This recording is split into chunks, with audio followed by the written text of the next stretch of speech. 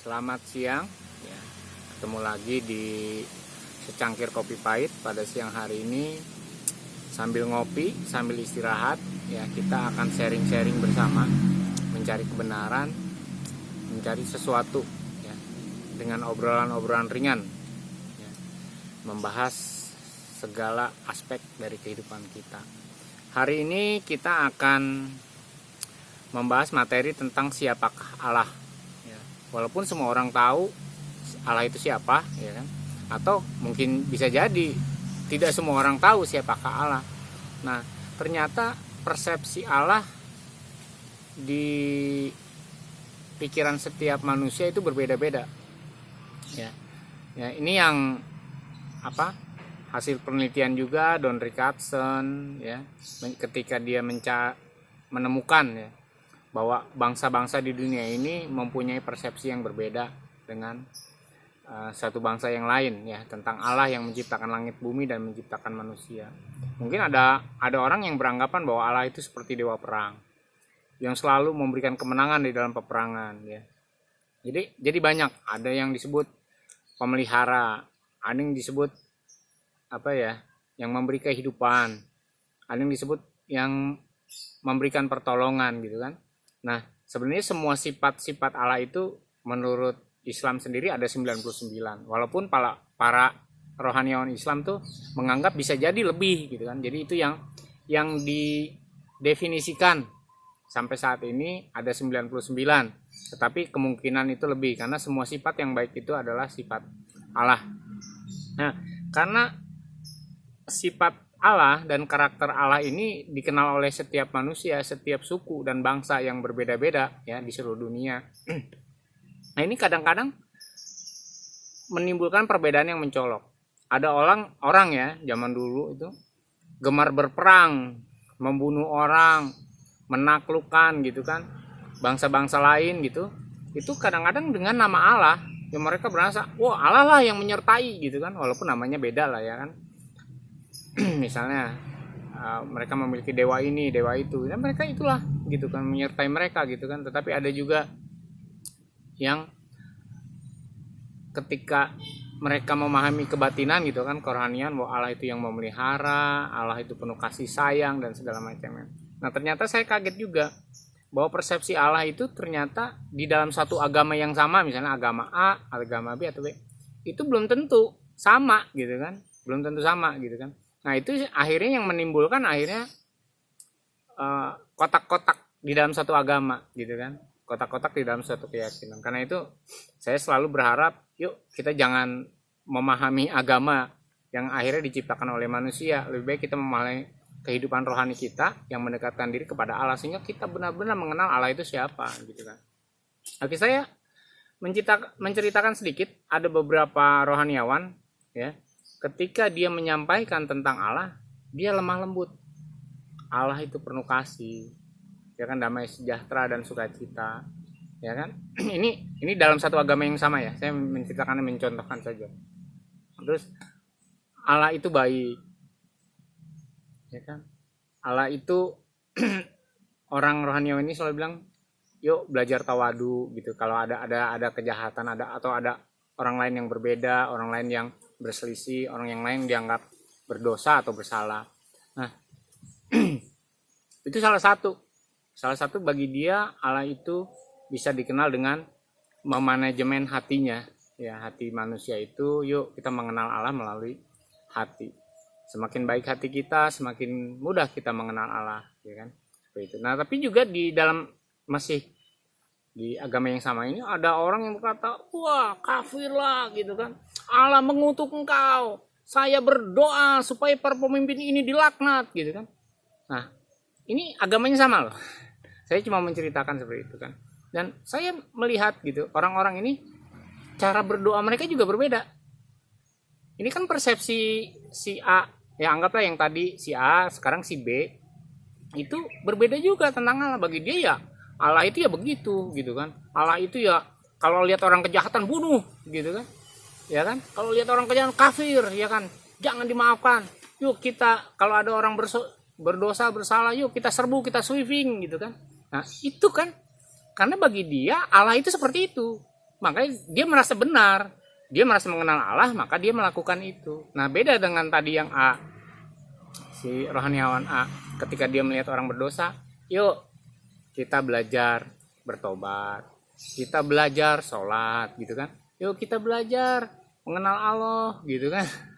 Jadi itu berbeda gitu loh. Maka yang disampaikan pun berbeda, karena pengenalan masing-masing orang ini walaupun agamanya sama, akidahnya sama, dalilnya sama, mereka tuh punya pemahaman yang berbeda. Itulah persepsi tentang Allah yang berbeda. Terus ada lagi rohanian yang lain yang menganggap bahwa Allah itu pebisnis. Investasikanlah ke surga supaya saudara dapat uang yang berlipat-lipat gitu kan. Coba saudara sedekah 100.000, nanti dapat 100 juta. Nah, dan selalu itu di mana-mana dia akan ceritakan itu. Berarti dia menganggap bahwa Allah itu pebisnis. Karena dia tidak menceritakan hal yang lain. Jadi semua yang dia ceritakan atau yang diajarkan kepada umat itu ya itu aja gitu loh. Pokoknya pikiran dia ya seperti itu. Ya anggaplah ini rohaniawan C, tetapi ini agamanya sama. Dia punya dasarnya sama, kitab sucinya sama, dalilnya sama, tetapi persepsinya tuh beda-beda. Ya kan? Tapi coba kita pikirkan gini. Ketika orang persepsi tentang Allah yang berbeda ini, maka saya berpikir begini. Jadi kalau suatu saat Allah menghakimi mereka, gitu, Allah menegur mereka, pasti dengan cara yang berbeda. Ustadz A, B, dan C berdosa nih, jatuhlah dalam dosa apalah misalnya. Terus maka Allah akan berkata kepada Ustadz A yang tadi lemah lembut, ya, yuk, ya misalnya, yuk gitu kan, kamu bertobat, aku mengasihi engkau, menyayangi engkau, ya kan. Walaupun kamu jahat, aku tetap sayang sama kamu, gitu kan. Itu kan kepada si rohaniawan A, karena dia punya persepsi Allah tentang yang apa, Allah yang mengampunin gitu kan. Oh, Allah itu baik gitu kan. Nah, tetapi mungkin kepada yang rohaniawan B, karena dia sering menyumpahi orang, ketika dia jatuh dalam dosa, ya Allah juga berkata, rasakan kan, itulah laknat gitu kan, engkau akan dilaknat gitu kan. Kenapa? Kenapa Allah bisa berkata gitu, ya kan? Ya karena kan dia berpikir bahwa Allah itu begitu, Allah yang menghakimi, Allah yang nggak senang sama orang berdosa. Makanya ketika dia berdosa, ya wajar kalau akhirnya Allah mengizinkan dia juga dianiaya sama orang karena dia berdosa kan. Ya kan itu. Terus yang C gitu kan, rohaniawan C ini gitu kan, dia berpikir waktu dia berbuat dosa maka dia akan, nah coba kau hitung dosamu sama pahalamu besaran mana gitu kan. Nah jadi ada hitung-hitungan gitu kan, ini selalu hitung-hitungan dia. Berapa persen. Bisa jadi bahwa ketika dia jatuh dalam dosa dihitung juga dengan pelipat gandaan. Ya kan? Kalau kamu menabur kebaikan 1, kamu akan mendapat 100. Tapi kalau kamu berbuat jahat 1 juga, kamu akan mendapat kelipatan 100 juga gitu kan. Jadi itu gitu kan, contoh saja. Nah, kenapa kita bahas ini? Ini kan menjadi keresahan kita bersama sebenarnya gitu kan, sehingga kalau di media sosial itu jadi pro kontra, menjadi apa ya, kadang-kadang jadi tidak sehat pro kontranya gitu kan, masing-masing orang merasa benar. Nah, saya tidak mengatakan bahwa Ustadz A, ya, B dan C ini gitu kan, rohaniawan A, B, C ini itu salah atau benar gitu. Wah, yang benar ini si A, si B jelas salah karena dia arogan gitu. Si C, wah dia mah bisnis, Allah itu dianggap bisnis, Allah itu dianggap ekonomi gitu kan. Nah, tidak seperti itu. Jadi sebenarnya Allah itu semuanya seperti apa? Asmaul Husna gitu kan, yang menurut Islam itu ada 99. Nah, tetapi orang tuh persepsinya cuma satu. Makanya ada dulu ketika sebuah agama lahir itu digunakan untuk menaklukkan, ya kan? Menaklukkan bangsa-bangsa lain supaya ikut agama saya taklukkan gitu kan, supaya apa? Karena percaya bahwa Allahnya itulah yang menyertai untuk menaklukkan bangsa-bangsa lain. Pembunuhan itu wajar, pemerkosaan wajar gitu kan bagi agama itu. Karena apa? Karena persepsinya Allah. Jadi Allahnya sih nggak begitu, cuman dia menganggap Allah itu seperti itu kan.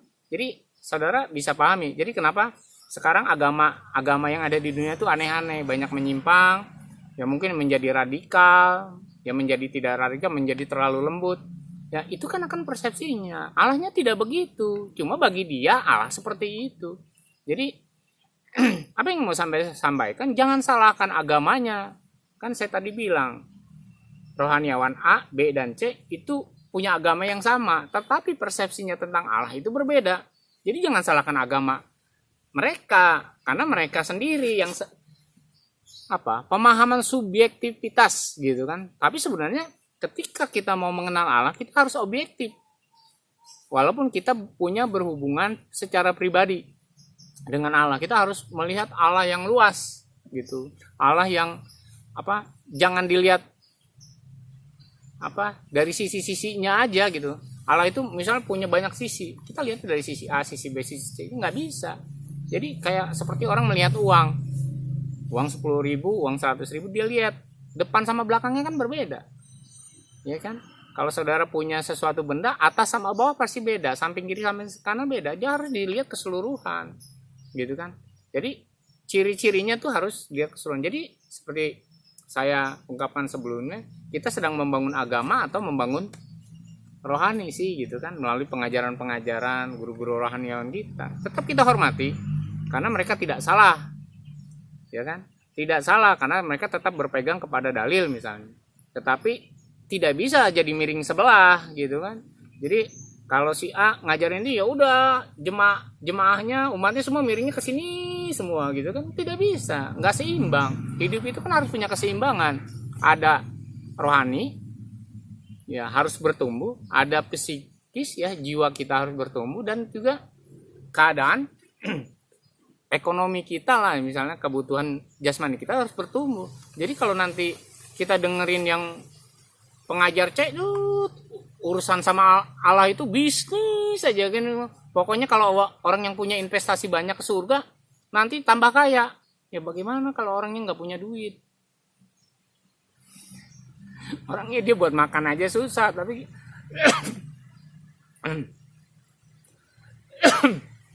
dia ingin berguna gitu kan. Dia ingin sedekah. Ya kan bisa aja sedekah waktu, sedekah kebaikan gitu kan. Sedekah perkataan, mengajar orang dan kebaikan, itu namanya sedekah juga. Nah, hal-hal yang itu yang sebenarnya harus ada keseimbangan. Jadi tidak melulu uang gitu kan, jadi lucu. Allah emang butuh uang gitu kan, atau kita gara-gara uang kita banyak, gara-gara kita investasi, terus kita jadi lebih mengenal Allah, terus gampang masuk surga gitu kan? Kan tidak, ya kan? Atau seperti yang tadi yang B, yang kerjaannya bahkan mendoakan orang supaya celaka gitu kan, kena ajab gitu kan, ya kan? Menghakimi setiap orang. Ya Allah akan menghakimi semua orang, tapi ada waktunya gitu. Tapi Allah kan ingin semua manusia bertobat, ya kan? Semua rohaniawan ditugaskan oleh Allah supaya mengajak orang bertobat, bukannya mengajak orang tambah sakit hati, bukannya malah orang membenci Allah. Jadi hasil survei, ya ada lembaga penelitian, saya tidak menyebutkan. Mereka bertanya kepada orang-orang yang beragama, ya, yang beragama lah, menjalankan atau tidak, itu urusan lain. Tapi mereka melihat bahwa ternyata banyak orang tidak suka Allah, banyak orang merasa Allah itu tidak adil.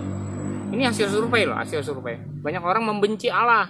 Tapi gara-gara apa ya? Gara-gara tadi pengajaran-pengajaran. Jadi pemahaman tentang Allah yang benarnya itu tidak diajarkan. Ya saya senang sih ada di channel ini. Saya bikin channel ini karena saya ingin mengajarkan hal yang baik tentang Allah.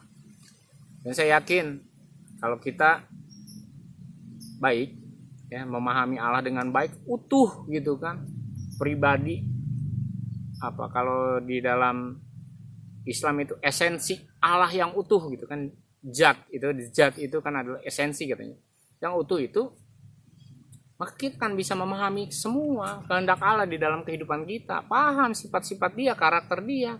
Bahkan mungkin ada orang yang khusus mempelajari, menghafal di luar kepala tentang sifat-sifat Allah gitu kan.